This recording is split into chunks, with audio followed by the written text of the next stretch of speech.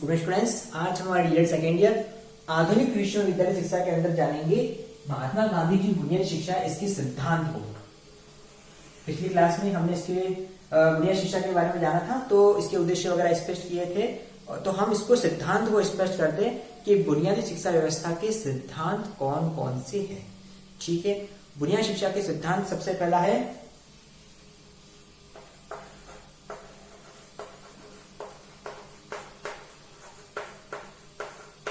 जनसाधारण की शिक्षा।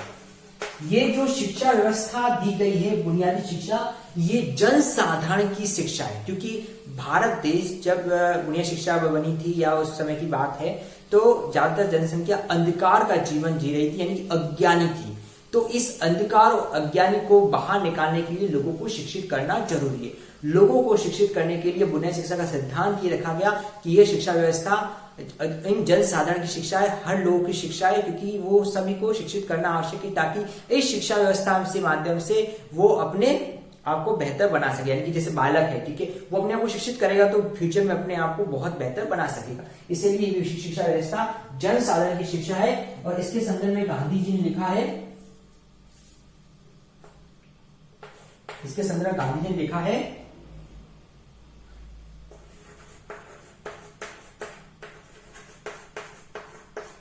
जनसाधारण की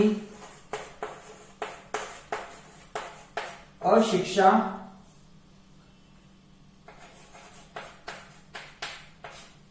भारत का पाप और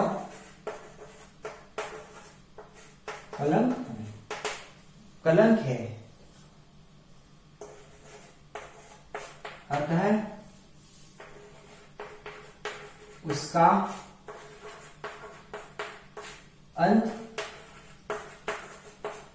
किया जाना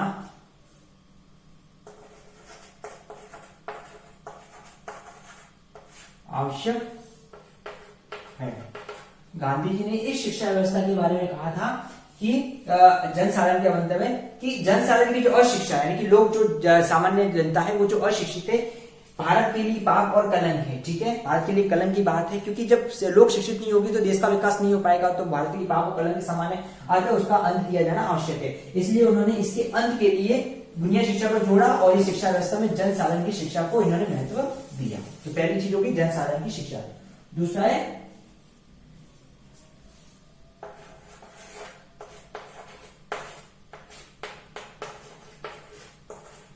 निःशुल्क एवं अनिवार्य शिक्षा। इस शिक्षा व्यवस्था के बारे में हम सब जानते हैं कि बुनियादी शिक्षा की जो शिक्षा व्यवस्था है वो निःशुल्क और अनिवार्य रखी गई, ताकि सभी लोग इससे आसानी से जुड़ सके। ठीक है, इसके बाद है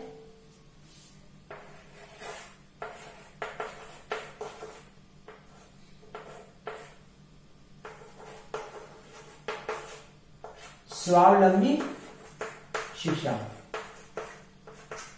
शिक्षा व्यवस्था ऐसी है नहीं होनी चाहिए जो लोगों को स्वावलंबी बनाए। ठीक है, स्वावलंबी बनाने के लिए जरूरी है कि शिक्षा में उन पहलुओं को शामिल करना जिससे स्वावलंबी, जैसे इसमें हस्तशिल्प, हस्त उद्योग या ऐसे उद्योग को शामिल किया गया जिससे बच्चा खुद सीखे, खुद बनाए और अपने जीविकोपार्जन यानी अपने जीवन को किस तरह से जीना है, उसको किस तरह करना है, इसके लिए मार्ग प्रशस्त कर सके, यानी कि अपने जीविकोपार्जन का मार्ग प्रशस्त कर सके। इसलिए बुनियादी शिक्षा में इसमें स्वावलंबी शिक्षा को महत्व दिया गया है। इसके लिए हमको पता है कि इसमें दो बात बताई गई थी।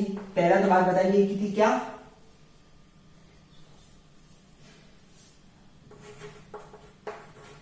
बालक किसी हस्तशिल्प को सीखकर जीवन का निर्वाह कर सके। ठीक है, बालक किसी विषय को जीवन का निर्वाह कर सके, यानी कि सीखे हुए शिल्प से अपने जीविकोपार्जन का मार्ग प्रशस्त कर सके। ठीक है, और दूसरी बात इसमें क्या बताई गई थी,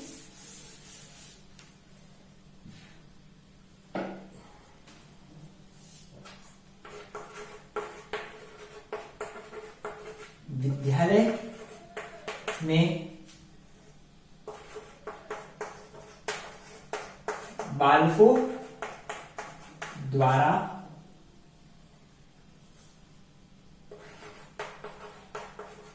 बनाई जाने वाली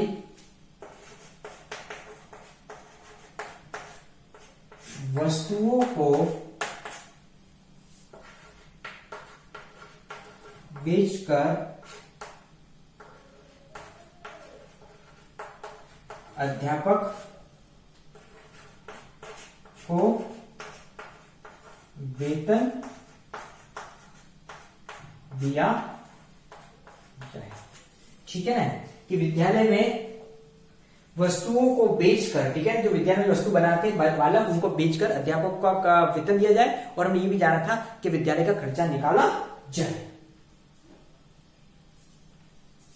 ठीक है, इस तरह से बालक खुद के ऊपर निर्भर रहेगा किस तरीके से वो वस्तुओं को सीख कर, यानी स्वावलंबी बन पाएगा, क्योंकि अपने जीवन के लिए वो अपने आप को तैयार कर रहा है। ठीक है, पहली चीज ये होगी। दूसरा, अध्यापक का वेतन के लिए, यानी कि वो अपने और विद्यालय दोनों के बारे में समझ पाएगा, तो विद्यालय में एक तरह से स्वावलंबी का भाव निर्मित होगा। तीसरा है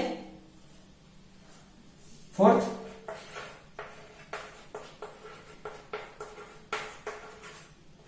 सामाजिक शिक्षा।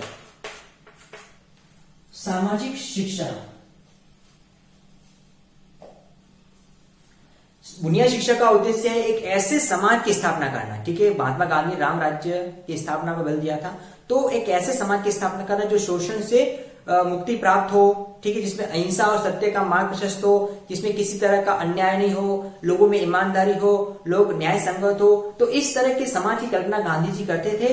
तो ऐसी सामाजिक शिक्षा इस बुनियादी शिक्षा के माध्यम से दी जाती थी, ताकि लोग यानी बालक पढ़ लिखकर ऐसे समाज का निर्माण करे जिसमें किसी तरह का कोई अन्याय और अत्याचार नहीं हो, शोषण से मुक्ति प्राप्त एक समाज हो। इसके बाद नेक्स्ट है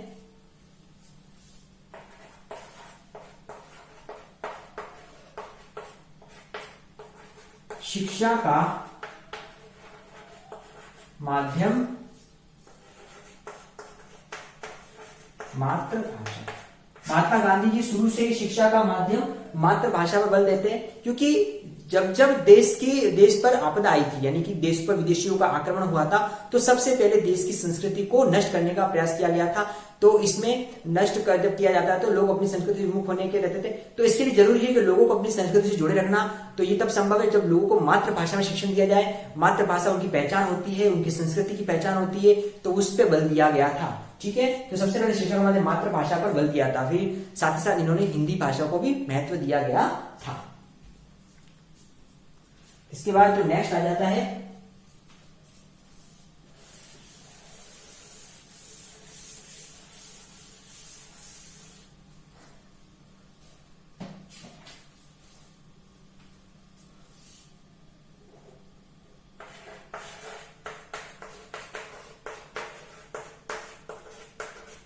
हस्तशिल्प की शिक्षा। बुनियादी शिक्षा में हस्तशिल्प, जैसा कि आपको बताया, किसी न किसी शिल्प का निर्माण करना, किसी उद्योग से जोड़ना, इस पर ज्यादातर बल दिया गया था। और अंतिम है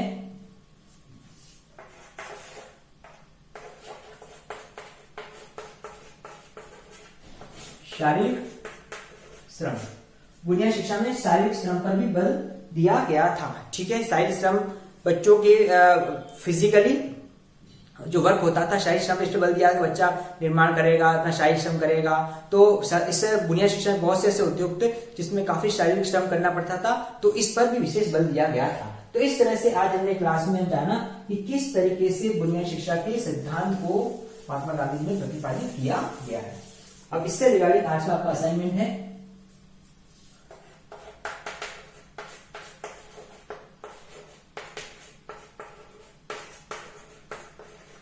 बुनियादी शिक्षा के